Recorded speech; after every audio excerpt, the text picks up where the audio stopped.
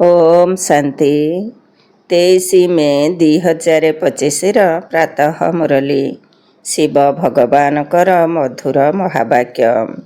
शिव बाबा कहउछंती, मिठे बच्चे तुम मानकु ए कूलरू से कूल को नहीं जिबा पई नाउरिया मिली जाइछंती। तुमर पाद वर्तमान यही पुराणा दुनिया रे नाही। तुमर नौकार लंगर उठी सारिछे। तुम मानकु ए कूलरू से कूल को नहीं जिबा पई नाउरिया मिली जाइछंती। तुमर पाद वर्तमान यही पुराणा दुनिया रे नाही। तुमर नौकार लंगर उठी सारिछे। प्रश्न, जादूकर बाबांकर आश्चर्यजनक जादू कौन जहाकू अन्य केही करि परिबे नाही? जादूकर बाबांकर आश्चर्यजनक जादू कौन जहाकू अन्य केही करि परिबे नाही? उत्तर, कौड़ी तुल्य आत्मा को हीरा तुल्य करिदेबा। बागबान अर्थात बगीचार मालिक होई कंटा को फूल करिदेबा। यह बहुत आश्चर्यजनक जादू अटे, जहाकू एकमात्र जादूकर बाबा ही करुछंती, अन्य केही करि परिबे नाही। मनुष्य केवल पैसा रोजगार करिबा पई जादूकर बोलाउछंती, किंतु बाबांक भली जादू करि परिबे नाही। ओम शांति। सारा सृष्टि चक्र अर्थात 5000 वर्षर ड्रामा भितरे बाबा थरे मात्र ही आसुछंती। अन्य कौनसी सत्संगरे एकथा केही भी जानि नथिबे, कारण सेठारे प्रवचक काहार पिता नुहंती किंबा श्रोता माने तांकर संतान नुहंती। वास्तवरे सेमाने तो तांकर अनुगामी मध्य नुहंती। एठारे तो तुमे माने बाबांकर संतान मध्य अट, विद्यार्थी मध्य अट एवं अनुगामी मध्य अट। बाबा तुम मानकु साथी रे मध्य नहीं जिबे। बाबा एठारु चली गले पिला माने मध्य यही छी छी दुनिया रु जाई निजर गुलगुल दुनिया रे राजत्व करिबे। ए कथा तुम मानक बुद्धि रे आसीबा उचित। यही शरीर भितरे थिबा ब्रह्माकर आत्मा बहुत खुशी हेउछि, तेणु तुमर आत्मा मध्य बहुत खुशी हेबा दरकार। बेहदर बाबा आसीछंती, जिए कि समस्त आत्मा मानकर पिता।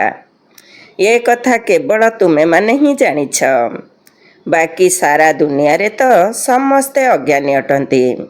बाबा बसी बुझाउछंती, रावण तुमको केते अज्ञानी करि देइछि। बाबा आसी पुणी ज्ञानी करुछंती, आमको सारा विश्व उपरे राजत्व करिबा भली बुद्धिमान करि देउछंती। यही विद्यार्थी जीवन मध्य केवल थरे मात्र मिलुछि, जेतेबळे भगवान आसी पाठ पढ़ाउछंती। तुम मानक बुद्धि रे एकथा अछि, बाकी जेउ माने निजर कर्मधंदा आदि रे व्यस्त रहुछंती सेमानक बुद्धि रे केबे भी एकथा आसीबो नाही जे एठारे भगवान निजे आसी पाठ पढ़ाउछंती। तांकर निजर धंदा आदि ही मने पड़ी थाए। तुमे माने जानुछ जे भगवान आमको पाठ पढ़ाउछंती, तेबे केते हर्षित रहिबा उचित। अन्य समस्ते हेउछंती पाई पैसा कर संतान, तुमे माने तो भगवान कर संतान होइछ, तेणु तुम मानक भितरे असरंती खुशी रहिबा उचित। केही केही तो बहुत हर्षित रहुछंती, केही कहउछंती बाबा मो मुरली सुनाई पारु नाही, एपरी हेउछि। अरे मुरली कौन कष्टकर पाठ? जेपरी भक्ति मार्ग रे साधु संत आदि को केही केही पचारि थांती, आमे ईश्वरंक सहित किपरि साक्षात करिबो, किंतु सेमाने तो ईश्वर को जानि न थांती। केवल अंगुली द्वारा इशारा करिबे जे भगवान को मने पकाओ, बास सेतिके सुनी खुशी होई जाई थांती, किंतु से किए दुनिया रे केही भी जानि नाहंती। निजर पिता को केही हेले जानि नाहंती। यही ड्रामा एपरी तैयारी होइछि, पुणी भी भूली जिबे। एपरी नुहे जे तुम मानक भितरे समस्ते रचयिता एवं रचना को जानिछंती, କେବେ କେବେ ଏପରି ଚାଲିଚଳଣି ଦେଖାଇଥାନ୍ତି, ସେ କଥା ନ କହିଲେ ଭଲ। ସେହି ନିଶା ହିଁ ରହୁନାହିଁ। ଏବେ ତୁମ ସନ୍ତାନମାନଙ୍କର ପାଦ ଅର୍ଥାତ ମନ ଯେପରି ପୁରୁଣା ଦୁନିଆରେ ନାହିଁ। ତୁମେ ଜାଣିଛ, କଳିଯୁଗୀ ଦୁନିଆରୁ ଏବେ ପାଦ ଉଠିଯାଇଛି, ନୌକାର ଲଙ୍ଗର ଉଠିଯାଇଛି। ଏବେ ଆମେ ଯିବାକୁ ପ୍ରସ୍ତୁତ। ବାବା ଆମକୁ କେଉଁଠାକୁ ନେଇଯିବେ ଏକଥା ମଧ୍ୟ ବୁଦ୍ଧିରେ ଅଛି। କାହିଁକିନା ବାବା ନାଉରୀ ସହିତ ବଗିଚାର ମାଲିକ ମଧ୍ୟ ଅଟନ୍ତି। କଣ୍ଟାକୁ ଫୁଲ କରୁଛନ୍ତି। ତାଙ୍କ ସଦୃଶ ମାଲିକ ଆଉ କେହି ନାହାନ୍ତି, ଯିଏକି କଣ୍ଟାକୁ ଫୁଲ କରିଦେବେ। ଏହି ଯାଦୁ କରିବା କୌଣସି କମ୍ କଥା ନୁହେଁ। କଉଡ଼ି ତୁଲ୍ୟ ଆତ୍ମାମାନଙ୍କୁ ହୀରା ତୁଲ୍ୟ କରୁଛନ୍ତି। ଆଜିକାଲି ବହୁତ ଯାଦୁକର ବାହାରିଛନ୍ତି। ଏହା ହେଲା ଠକମାନଙ୍କର ଦୁନିଆ। ବାବା ହେଲେ ସତ୍‌ଗୁରୁ। ତାଙ୍କୁ କହୁଛନ୍ତି ମଧ୍ୟ ସତ୍‌ଗୁରୁ ଅକାଳ। ବହୁତ ଲଗନର ସହିତ କହୁଛନ୍ତି। ଯଦି ନିଜେ କହୁଛନ୍ତି ସତ୍‌ଗୁରୁ ଏକ, ସମସ୍ତଙ୍କର ସଦ୍ଗତିଦାତା ଏକ, ପୁଣି ନିଜକୁ ଗୁରୁ ବୋଲି କାହିଁକି ବୋଲାଉଛନ୍ତି? ନା ସେମାନେ ବୁଝିପାରୁଛନ୍ତି, ନା ଲୋକମାନେ କିଛି ବୁଝୁଛନ୍ତି। ଏହି ପୁରୁଣା ଦୁନିଆରେ ଆଉ କ'ଣ ଅଛି? ପିଲାମାନେ ଏବେ ଜାଣୁଛନ୍ତି ଯେ ବାବା ଆମ ପାଇଁ ନୂଆ ଘର ତିଆରି କରୁଛନ୍ତି। ତେବେ ଏପରି କିଏ ଅଛି ଯିଏକି ନୂଆ ଘରକୁ ଘୃଣା ଏବଂ ପୁରୁଣା ଘର ପ୍ରତି ପ୍ରୀତି ରଖିବ? ବୁଦ୍ଧିରେ ନୂଆ ଘର ହିଁ ମନେ ରହିବ। ତୁମେମାନେ ଏବେ ବେହଦ ବାବାଙ୍କର ସନ୍ତାନ ହୋଇଛ। ତେଣୁ ତୁମର ସ୍ମୃତିରେ ରହିବା ଉଚିତ ଯେ ବାବା ଆମ ପାଇଁ ନୂଆ ଦୁନିଆର ସ୍ଥାପନା କରୁଛନ୍ତି। ଆମେମାନେ ସେହି ନୂଆ ଦୁନିଆକୁ ଯିବା। ସେହି ନୂଆ ଦୁନିଆର ଅନେକ ନାମ ରହିଛି। ସତ୍ୟଯୁଗ, ହେଭେନ୍, ପାରାଡାଇଜ୍, ବୈକୁଣ୍ଠ ଆଦି। ତୁମର ବୁଦ୍ଧି ଏବେ ପୁରୁଣା ଦୁନିଆରୁ ହଟିଗଲାଣି। କାହିଁକିନା ପୁରୁଣା ଦୁନିଆରେ କେବଳ ଦୁଃଖ ହିଁ ଦୁଃଖ ରହିଛି। ଏହାର ନାମ ହେଉଛି ନର୍କ, କଣ୍ଟାର ଜଙ୍ଗଲ, ରୌରବ ନର୍କ, କଂସପୁରୀ। କିନ୍ତୁ ଏହାର ଅର୍ଥକୁ ମଧ୍ୟ କେହି ଜାଣିନାହାନ୍ତି। ପଥର ବୁଦ୍ଧି ହୋଇଯାଇଛନ୍ତି ନା? ଭାରତର ଦେଖ କ'ଣ ଅବସ୍ଥା ହୋଇଯାଇଛି। ବାବା କହୁଛନ୍ତି ବର୍ତ୍ତମାନ ସମସ୍ତେ ପଥର ବୁଦ୍ଧି ଅଟନ୍ତି। ସତ୍ୟଯୁଗରେ ସମସ୍ତେ ପାରସ ବୁଦ୍ଧି ହେବେ। ଯଥା ରାଜାରାଣୀ ତଥା ପ୍ରଜା ହେବେ। ଏଠାରେ ପ୍ରଜାଙ୍କର ପ୍ରଜା ଉପରେ ରାଜ୍ୟ ଚାଲିଛି। ସେଥିପାଇଁ ସମସ୍ତଙ୍କର ଷ୍ଟାମ୍ପ ତିଆରି କରିଚାଲିଛନ୍ତି। ତୁମମାନଙ୍କ ବୁଦ୍ଧିରେ ଏକଥା ମନେ ରହିବା ଉଚିତ ଯେ ଶ୍ରେଷ୍ଠରୁ ଶ୍ରେଷ୍ଠ ହେଉଛନ୍ତି ବାବା। ପୁଣି ଦ୍ୱିତୀୟ ନମ୍ବରରେ ଶ୍ରେଷ୍ଠ କିଏ? ବ୍ରହ୍ମା, ବିଷ୍ଣୁ, ଶଙ୍କରଙ୍କର କୌଣସି ମହିମା ନାହିଁ। ଶଙ୍କରଙ୍କର ପୋଷାକପତ୍ର ଆଦି କିପରି କରିଦେଉଛନ୍ତି କହିଦେଉଛନ୍ତି ଇଏ ଭାଙ୍ଗ ପିଉଛନ୍ତି, ଦୁଦୁରା ଖାଉଛନ୍ତି। ତେବେ ଏହା ତ ଅପମାନ ହେଲା ନା? ବାସ୍ତବରେ ଏପରି କଥା କିଛି ନାହିଁ।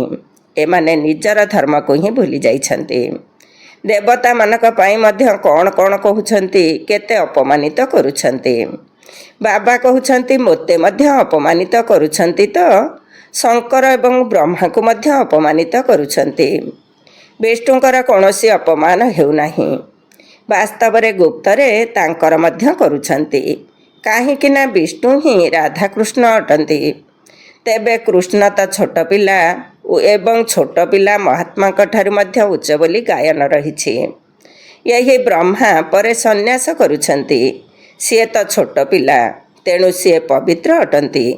ପାପ ଇତ୍ୟାଦିକୁ ଜାଣି ହିଁ ନାହାନ୍ତି। ଉଚ୍ଚରୁ ଉଚ୍ଚ ହେଉଛନ୍ତି ଶିବ ବାବା। କିନ୍ତୁ ବିଚାରାଙ୍କୁ ଜଣା ନାହିଁ ଯେ ପ୍ରଜାପିତା ବ୍ରହ୍ମା ବାସ୍ତବରେ କେଉଁଠି ରହିବା ଉଚିତ। ପ୍ରଜାପିତା ବ୍ରହ୍ମାଙ୍କୁ ଶରୀରଧାରୀ ମଧ୍ୟ ଦେଖାଉଛନ୍ତି। ଆଜମେର ବା ପୁଷ୍କରରେ ତାଙ୍କର ମନ୍ଦିର ମଧ୍ୟ ଅଛି। ବ୍ରହ୍ମାଙ୍କର ଦାଢ଼ି ନିଶ ଦେଖାଉଛନ୍ତି। ଶଙ୍କର ଅଥବା ବିଷ୍ଣୁଙ୍କର ଦେଖାଉନାହାନ୍ତି। ତେବେ ଏସବୁ ବୁଦ୍ଧିର କଥା। ପ୍ରଜାପିତା ବ୍ରହ୍ମା ସୂକ୍ଷ୍ମ ଲୋକରେ କିପରି ରହିବେ? ସିଏ ତ ଏଠାରେ ରହିବା ଉଚିତ। ବର୍ତ୍ତମାନ ବ୍ରହ୍ମାଙ୍କର କେତେ ସନ୍ତାନ ରହିଛନ୍ତି? ଲେଖାଯାଇଛି ପ୍ରଜାପିତା ବ୍ରହ୍ମା କୁମାର କୁମାରୀ ଏତେ ସଂଖ୍ୟକ ଅଛନ୍ତି। ତେବେ ନିଶ୍ଚିତ ପ୍ରଜାପିତା ବ୍ରହ୍ମା ମଧ୍ୟ ଥିବେ ଏବଂ ସିଏ ଚୈତନ୍ୟ ହୋଇଥିବାରୁ ନିଶ୍ଚିତ କିଛି କର୍ମ ମଧ୍ୟ କରୁଥିବେ। କ'ଣ ପ୍ରଜାପିତା ବ୍ରହ୍ମା କେବଳ ସନ୍ତାନ ସୃଷ୍ଟି କରୁଛନ୍ତି ନା ଆଉ କିଛି ମଧ୍ୟ କରୁଛନ୍ତି? ଆଦିଦେବ ବ୍ରହ୍ମା ଏବଂ ଆଦିଦେବୀ ସରସ୍ୱତୀ ବୋଲି କହୁଛନ୍ତି, କିନ୍ତୁ ତାଙ୍କର ପାଠ କ'ଣ ଏକଥା କାହାକୁ ଜଣା ନାହିଁ। ଯେହେତୁ ସିଏ ରଚୟିତା, ତେବେ ନିଶ୍ଚିତ ଏଠାକୁ ଆସି ରଚନା କରି ଯାଇଛନ୍ତି। ନିଶ୍ଚିତ ଭାବରେ ବ୍ରାହ୍ମଣମାନଙ୍କୁ ଶିବ ବାବା ଆଡ଼ପ୍ଟ ଅର୍ଥାତ୍ ପୋଷ୍ୟ କରିଥିବେ, ନଚେତ ବ୍ରହ୍ମା କେଉଁଠାରୁ ଆସିଲେ? ଏହା ନୂଆ କଥା ଅଟେ ନା? ଯେ ପର୍ଯ୍ୟନ୍ତ ବାବା ନ ଆସିଛନ୍ତି ସେ ପର୍ଯ୍ୟନ୍ତ କେହି ଏକଥାକୁ ଜାଣିପାରିବେ ନାହିଁ। ଯାହାଙ୍କର ଯେଉଁ ପାଠ ରହିଛି ତାହା ହିଁ କରୁଛନ୍ତି। ବୁଦ୍ଧଦେବ କ'ଣ ପାଠ କଲେ, କେବେ ଆସିଲେ, ଏଠାରେ ଆସି କ'ଣ କରିଲେ, କେହି ବି ଜାଣିନାହାନ୍ତି। ତୁମେ ଏବେ ଜାଣୁଛ ଯେ ସିଏ କ'ଣ ପିତା, ଶିକ୍ଷକ ଏବଂ ଗୁରୁ ଅଟନ୍ତି କି? ନା, ସିଏ ସମସ୍ତଙ୍କୁ ସଦ୍ଗତି ଦେଇପାରିବେ ନାହିଁ। ସେ କେବଳ ନିଜ ଧର୍ମର ରଚୟିତା ଅଟନ୍ତି, ଗୁରୁ ନୁହନ୍ତି। ବାବା ସନ୍ତାନମାନଙ୍କୁ ରଚନା କରୁଛନ୍ତି, ପୁଣି ପାଠ ମଧ୍ୟ ପଢ଼ାଉଛନ୍ତି। ତେଣୁ ସିଏ ପିତା, ଶିକ୍ଷକ ଏବଂ ଗୁରୁ ଅଟନ୍ତି। ଅନ୍ୟ କାହାକୁ କୁହାଯାଇପାରିବ ନାହିଁ ଯେ ତୁମେ ପାଠ ପଢ଼ାଅ। ଆଉ କାହା ପାଖରେ ଏହି ଜ୍ଞାନ ହିଁ ନାହିଁ। ବେହଦର ବାବା ହିଁ ଜ୍ଞାନର ସାଗର ଅଟନ୍ତି। ତେବେ ନିଶ୍ଚିତ ସିଏ ଜ୍ଞାନ ଶୁଣାଇବେ। ବାବା ହିଁ ସ୍ୱର୍ଗର ରାଜ୍ୟ ଭାଗ୍ୟ ଦେଇଥିଲେ, ଏବେ ପୁଣି ଥରେ ଦେଉଛନ୍ତି। ବାବା କେତେ ଖୁସି ହେଉଛନ୍ତି ଯେ ଯାହାକୁ ସାରା ଦୁନିଆ ଖୋଜୁଛି ସେ ଆମକୁ ମିଳିଗଲେ। ବାବା କହୁଛନ୍ତି, ପିଲାମାନେ, ତୁମେ ପୁଣି 5000 ବର୍ଷ ପରେ ପୁନର୍ବାର ଆସି ମୋ ସହିତ ମିଳନ କରୁଛ। ପିଲାମାନେ କହୁଛନ୍ତି, ହଁ ବାବା, ଆମେ ଆପଣଙ୍କ ସହିତ ଅନେକ ଥର ଆସି ମିଶିଛୁ। କେହି ଯେତେ ମାରିଲେ ପିଟିଲେ ମଧ୍ୟ ତୁମମାନଙ୍କ ଭିତରେ ଏହି ଖୁସି ରହୁଛି ନା? ଶିବ ବାବାଙ୍କ ସହିତ ମିଶିବାର ସ୍ମୃତି ତ ଅଛି ନା? ଯୋଗ ବଳ ଦ୍ୱାରା ହିଁ ଅନେକ ପାପ କଟୁଛି। ଅବଳା ତଥା ବନ୍ଧନରେ ଥିବା ଆତ୍ମାମାନଙ୍କର ଆହୁରି ଅଧିକ ପାପ କଟୁଛି। କାହିଁକି ନା ସେମାନେ ଅଧିକ ଶିବ ବାବାଙ୍କୁ ସ୍ମରଣ କରୁଛନ୍ତି। ସେମାନଙ୍କ ଉପରେ ଅତ୍ୟାଚାର ହେଉଛି, ତେଣୁ ସେମାନଙ୍କର ବୁଦ୍ଧି ଶିବ ବାବାଙ୍କ ଆଡ଼କୁ ଚାଲିଯାଉଛି। ଶିବ ବାବା ରକ୍ଷା କର। ତେବେ ବାବାଙ୍କୁ ମନେ ପକାଇବା ତ ଭଲ କଥା ନା? ପ୍ରତିଦିନ ପଛକେ ମାଡ଼ ଖାଅ, କିନ୍ତୁ ଶିବ ବାବାଙ୍କୁ ମନେ ପକାଇବାରେ ତ କଲ୍ୟାଣ ଅଛି ନା? ଏହିଭଳି ମାଡ଼କୁ ତ ଆଦରି ନେବା ଦରକାର। ମାଡ଼ ଖାଇଲେ ବାବା ମନେ ପଡ଼ୁଛନ୍ତି।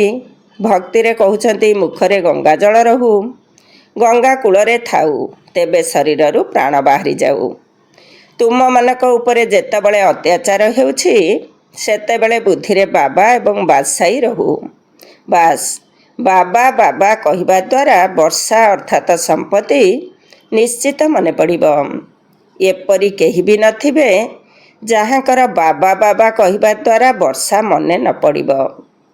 ବାବା ମନେ ପଡ଼ିଲେ ତା ସହିତ ସମ୍ପତ୍ତି ମଧ୍ୟ ନିଶ୍ଚୟ ମନେ ପଡ଼ିବ। ତୁମକୁ ମଧ୍ୟ ଶିବ ବାବାଙ୍କ ସହିତ ବର୍ଷା ମଧ୍ୟ ନିଶ୍ଚୟ ମନେ ପଡ଼ିବ। ସେମାନେ ତୁମକୁ ବିକାର ପାଇଁ ମାଡ଼ ଦେଇ ଶିବ ବାବାଙ୍କର ସ୍ମରଣ କରାଇ ଦେଉଛନ୍ତି। ତୁମେ ବାବାଙ୍କ ଠାରୁ ବର୍ଷା ଅର୍ଥାତ୍ ସମ୍ପତ୍ତି ନେଉଛ ଏବଂ ତୁମର ପାପ କଟିଯାଉଛି। ଏଥିରେ ମଧ୍ୟ ଡ୍ରାମାରେ ତୁମ ପାଇଁ ଗୁପ୍ତରେ କଲ୍ୟାଣ ରହିଛି। ଯେପରି କୁହାଯାଉଛି, ମହାଭାରୀ ଲଢ଼େଇ କଲ୍ୟାଣକାରୀ ଅଟେ, ସେହିପରି ଏହି ମାଡ଼ ମଧ୍ୟ ତୁମ ପାଇଁ ଭଲ ନା? ଆଜିକାଲି ପିଲାମାନଙ୍କର ପ୍ରଦର୍ଶନୀ ଏବଂ ମେଳାର ସେବା କରିବାରେ ବହୁତ ଉମଙ୍ଗ ଉତ୍ସାହ ରହିଛି। ବିଶ୍ୱ ନବନିର୍ମାଣ ପ୍ରଦର୍ଶନୀ ଲେଖା ସହିତ ଲେଖିଦିଅ, ଗେଟ୍ ୱେ ଟୁ ହେଭେନ୍, ଅର୍ଥାତ୍ ସ୍ୱର୍ଗକୁ ଯିବାର ରାସ୍ତା। ସେଥିରେ ଉଭୟ ଅକ୍ଷର ରହିବା ଉଚିତ।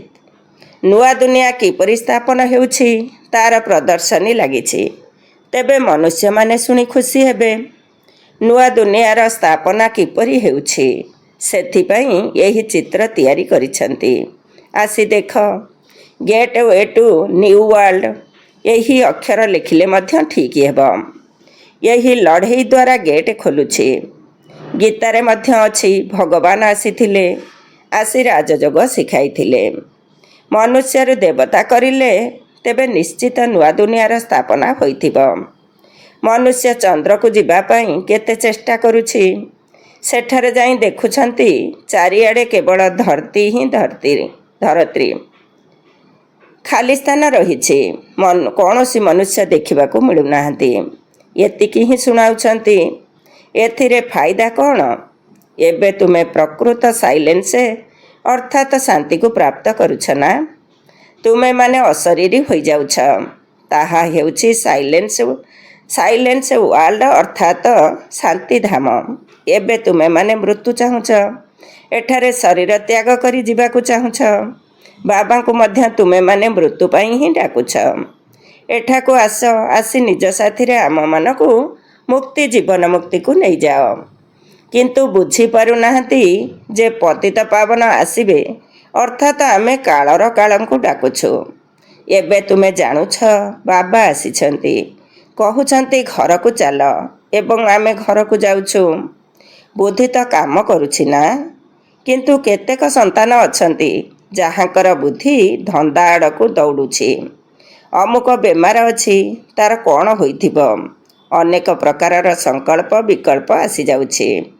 ବାବା କହୁଛନ୍ତି ତୁମେମାନେ ଏଠାରେ ବସିଛ, କିନ୍ତୁ ତୁମମାନଙ୍କର ବୁଦ୍ଧି ବାବା ଏବଂ ବର୍ଷା ଆଡ଼କୁ ରହୁ। ଏସବୁ ଆତ୍ମା ହିଁ ସ୍ମରଣ କରୁଛି ନା? ଧରିନିଅ କାହାର ସନ୍ତାନ ଲଣ୍ଡନରେ ଅଛି, ସମାଚାର ଆସିଲା ବେମାର ଅଛି। ବାସ୍, ବୁଦ୍ଧି ସେଠାକୁ ଦୌଡ଼ିବ। ପୁଣି ଜ୍ଞାନ ବୁଦ୍ଧିରେ ରହିପାରିବ ନାହିଁ। ଏଠାରେ ଥାଇ ମଧ୍ୟ ବୁଦ୍ଧିରେ ତାର ସ୍ମୃତି ଆସିବ। କାହାର ସ୍ୱାମୀ ବେମାର ହେଲେ ସ୍ତ୍ରୀର ମନ ଆନ୍ଦୋଳିତ ହୋଇଥାଏ। ତେବେ ବୁଦ୍ଧି ତ ଯାଉଛି ନା? ସେହିପରି ତୁମେମାନେ ମଧ୍ୟ ଏଠାରେ ଥାଇ ସବୁ କିଛି କରି ମଧ୍ୟ ଶିବ ବାବାଙ୍କୁ ମନେ ପକାଅ। ତେବେ ମଧ୍ୟ ଅହୋ ସୌଭାଗ୍ୟ। ଯେପରି ସେମାନେ ପତିକୁ ଅଥବା ଗୁରୁଙ୍କୁ ମନେ ପକାଉଛନ୍ତି, ସେହିପରି ତୁମେମାନେ ବାବାଙ୍କୁ ମନେ ପକାଅ। ତୁମକୁ ଗୋଟିଏ ମିନିଟ ମଧ୍ୟ ନଷ୍ଟ କରିବା ଉଚିତ ନୁହେଁ। ବାବାଙ୍କୁ ଯେତେ ସ୍ମରଣ କରିବ, ସେବା କରିଲେ ମଧ୍ୟ ବାବାଙ୍କର ସ୍ମୃତି ଆସିବ। ବାବା କହୁଛନ୍ତି ମୋର ଭକ୍ତମାନଙ୍କୁ ବୁଝାଅ। ଏ କଥା କିଏ କହୁଛନ୍ତି? ଶିବ ବାବା। ଶ୍ରୀକୃଷ୍ଣଙ୍କ ଭକ୍ତମାନଙ୍କୁ କ'ଣ ବୁଝାଇବ? ତାଙ୍କୁ କୁହ ଶ୍ରୀକୃଷ୍ଣ ନୂଆ ଦୁନିଆ ସ୍ଥାପନ କରୁଛନ୍ତି, ମାନିବେ? କ୍ରିଏଟର ତ ଭଗବାନ ହିଁ ଅଟନ୍ତି, ଶ୍ରୀକୃଷ୍ଣ ନୁହନ୍ତି। ପରମ ପିତା ପରମାତ୍ମା ହିଁ ପୁରୁଣା ଦୁନିଆକୁ ନୂଆ କରୁଛନ୍ତି। ଏକଥାକୁ ସେମାନେ ମାନିବେ। ଦୁନିଆ ନୂଆରୁ ପୁରୁଣାରୁ ପୁଣି ନୂଆ ହେଉଛି। କେବଳ ଯୁଗର ସମୟ ଅଧିକ ଲେଖିଦେଇଛନ୍ତି। କାରଣ ଅଜ୍ଞାନତା ରୂପୀ ଘୋର ଅନ୍ଧକାର ଭିତରେ ଅଛନ୍ତି। ତୁମ ପାଇଁ ଏବେ ହାତ ପାଖରେ ସ୍ୱର୍ଗ ରହିଛି। ବାବା କହୁଛନ୍ତି ମୁଁ ତୁମକୁ ସେହି ସ୍ୱର୍ଗର ମାଲିକ କରିବାକୁ ଆସିଛି। କହୁଛନ୍ତି ବାହା କାହିଁକି ହେବୁ ନାହିଁ? ଆଚ୍ଛା, ତେବେ ମୋତେ ମନେ ପକାଅ। ପବିତ୍ର ହୁଅ। ଯୋଗ ବଳ ଦ୍ୱାରା ହିଁ ପାପ ଭସ୍ମ ହେବ। ତୁମେ ଜାଣିଛ ବିକର୍ମର ବୋଝ ତୁମ ଆତ୍ମାରେ ଅଛି, ଶରୀରରେ ନୁହେଁ। ଯଦି ଶରୀରରେ ବୋଝ ଥାଆନ୍ତା, ତେବେ ଯେତେବେଳେ ଶରୀରକୁ ନିଆଁରେ ଜଳାଉଛନ୍ତି, ତେବେ ପାପ ମଧ୍ୟ ଜଳି ଯାଇଥାନ୍ତା। ଆତ୍ମା ତ ଅବିନାଶୀ, କେବଳ ଏଥିରେ ହିଁ ଖାଦ ପଡ଼ୁଛି। ଯାହାକୁ ବାହାର କରିବା ପାଇଁ ବାବା ଏକମାତ୍ର ଉପାୟ ବତାଉଛନ୍ତି ଯେ ମୋତେ ମନେ ପକାଅ। ତେବେ ପତିତରୁ ପାବନ ହେବାର ଉପାୟ କେତେ ଭଲ। ମନ୍ଦିରର ନିର୍ମାତା ଶିବଙ୍କର ପୂଜାରୀ ମଧ୍ୟ ଭକ୍ତ ଅଟନ୍ତି ନା? ପୂଜାରୀଙ୍କୁ ପୂଜ୍ୟ କୁହାଯାଇପାରିବ ନାହିଁ। ଆଚ୍ଛା, ମିଠା ଶିଖିଲ ଧେ ସନ୍ତାନମାନଙ୍କ ପ୍ରତି ମାତା ପିତା ବାପଦାଦାଙ୍କର ମଧୁର ସ୍ନେହ ସମ୍ପନ୍ନ ଶୁଭେଚ୍ଛା ଏବଂ ସୁପ୍ରଭାତ। ଆତ୍ମିକ ପିତାଙ୍କର ଆତ୍ମିକ ସନ୍ତାନମାନଙ୍କୁ ନମସ୍ତେ। ଆମ ଆତ୍ମିକ ସନ୍ତାନମାନଙ୍କର ଆତ୍ମିକ ମାତା ପିତା ବାପଦାଦାଙ୍କୁ ନମସ୍ତେ ଏବଂ ସୁପ୍ରଭାତ। ଶୁକ୍ରିୟା ବାବା, ଶୁକ୍ରିୟା। ଧାରଣା ପାଇଁ ମୁଖ୍ୟ ସାର 1 ନମ୍ବର। ଯାହାଙ୍କୁ ସାରା ଦୁନିଆ ଖୋଜୁଛି, ସେହି ବାବା ଆମକୁ ମିଳିଯାଇଛନ୍ତି। ଏହି ଖୁସିରେ ରହିବାକୁ ହେବ। ଯୋଗ ଦ୍ୱାରା ହିଁ ପାପ କଟିଥାଏ। ସେଥିପାଇଁ ଯେକୌଣସି ପରିସ୍ଥିତିରେ ବାବା ଏବଂ ତାଙ୍କର ସମ୍ପତ୍ତିକୁ ମନେ ପକାଇବାକୁ ହେବ। ଗୋଟିଏ ମିନିଟ ମଧ୍ୟ ନିଜର ସମୟକୁ ନଷ୍ଟ କରିବା ଉଚିତ ନୁହେଁ। 2 ନମ୍ବର, ଏହି ପୁରୁଣା ଦୁନିଆରୁ ବୁଦ୍ଧିର ଲଙ୍ଗର ଉଠାଇ ଦେବାକୁ ହେବ। ବାବା ଆମ ପାଇଁ ନୂଆ ଘର ତିଆରି କରୁଛନ୍ତି। ଏହା ହେଉଛି ରୌରବ ନର୍କ ବା କଂସପୁରୀ। ଆମେ ବୈକୁଣ୍ଠପୁରୀକୁ ଯାଉଛୁ। ସର୍ବଦା ଏହି ସ୍ମୃତିରେ ରହିବାକୁ ହେବ। ବରଦାନ। ବିହଙ୍ଗ ମାର୍ଗର ସେବା ଦ୍ୱାରା ବିଶ୍ୱ ପରିବର୍ତ୍ତନର କାର୍ଯ୍ୟକୁ ସମ୍ପନ୍ନ କରୁଥିବା ସଚ୍ଚା ସେବାଧାରୀ ଭବ। ବିହଙ୍ଗ ମାର୍ଗର ସେବା ଦ୍ୱାରା ବିଶ୍ୱ ପରିବର୍ତ୍ତନର କାର୍ଯ୍ୟକୁ ସମ୍ପନ୍ନ କରୁଥିବା ସଚ୍ଚା ସେବାଧାରୀ ଭବ। ଡିଟେଲ୍ସ। ବିହଙ୍ଗ ମାର୍ଗର ସେବା କରିବା ପାଇଁ ସଂଗଠିତ ରୂପରେ ରୂପ ଏବଂ ବସନ୍ତ, ଏହି ଦୁଇଟି କଥାର ସନ୍ତୁଳନ ଆବଶ୍ୟକ। ଯେପରି ବସନ୍ତ ରୂପରେ ଗୋଟିଏ ସମୟରେ ଅନେକ ଆତ୍ମାକୁ ସନ୍ଦେଶ ଦେବାର ସେବା କରୁଛ, ସେହିପରି ରୂପ ଅର୍ଥାତ୍ ଯୋଗ ବଳ ଦ୍ୱାରା ବା ଶ୍ରେଷ୍ଠ ସଂକଳ୍ପର ବଳ ଦ୍ୱାରା ବିହଙ୍ଗ ମାର୍ଗର ସେବା କର। ଏହାର ମଧ୍ୟ ଉଦ୍ଭାବନ କର। ଏହା ସହିତ ସଂଗଠିତ ରୂପରେ ନିଜର ଦୃଢ଼ ସଂକଳ୍ପ ଦ୍ୱାରା ପୁରୁଣା ସଂସ୍କାର, ସ୍ୱଭାବ ବା ଚାଲିଚଳନ ରୂପୀ ତିଳ ବା ଜବକୁ ଯଜ୍ଞରେ ସ୍ୱାହା କର। ତେବେ ଯାଇ ବିଶ୍ୱ ପରିବର୍ତ୍ତନର କାର୍ଯ୍ୟ ସମ୍ପନ୍ନ ହେବ ଅଥବା ଯଜ୍ଞର ସମାପ୍ତି ହେବ। ସ୍ଲୋଗାନ। ବାଳକ ତଥା ମାଲିକ ପଣିଆର ସନ୍ତୁଳନ ଦ୍ୱାରା ଯୋଜନାଗୁଡ଼ିକୁ କାର୍ଯ୍ୟକାରୀ କର। ବାଳକ ତଥା ମାଲିକ ପଣିଆର ସନ୍ତୁଳନ ଦ୍ୱାରା ଯୋଜନାଗୁଡ଼ିକୁ କାର୍ଯ୍ୟକାରୀ କର। ଓମ୍ ଶାନ୍ତି। ଆଜିର ଅବ୍ୟକ୍ତ ଇସାରା। ଆତ୍ମିକ ରାଜକୀୟତା ସହିତ ପବିତ୍ରତାର ବ୍ୟକ୍ତିତ୍ୱକୁ ଧାରଣ କର। ଈଶ୍ୱରୀୟ ସେବାରେ ସବୁଠାରୁ ବଡ଼ରୁ ବଡ଼ ପୁଣ୍ୟ ହେଲା ପବିତ୍ରତାର ଦାନ ଦେବା, ନିଜେ ପବିତ୍ର ହେବା ଏବଂ ଅନ୍ୟମାନଙ୍କୁ ପବିତ୍ର କରିବା ହିଁ ପୁଣ୍ୟ ଆତ୍ମା ହେବା। କାହିଁକି ନା କୌଣସି ଆତ୍ମାକୁ ଆତ୍ମଘାତ ମହାପାପରୁ ରକ୍ଷା କରୁଛ। ଅପବିତ୍ରତା ଆତ୍ମଘାତ ଅଟେ। ପବିତ୍ରତା ଜୀବଦାନ ଅଟେ। କାହାର ଦୁଃଖ ହରଣ କରି ସୁଖ ଦେବା, ଏହା ହିଁ ସବୁଠାରୁ ବଡ଼ରୁ ବଡ଼ ପୁଣ୍ୟର କାମ। ଏହିଭଳି ପୁଣ୍ୟକର୍ମ କରି କରି ଦିନେ ପୁଣ୍ୟାତ୍ମା ପାଲଟି ଯିବ। ଓମ୍ ଶାନ୍ତି।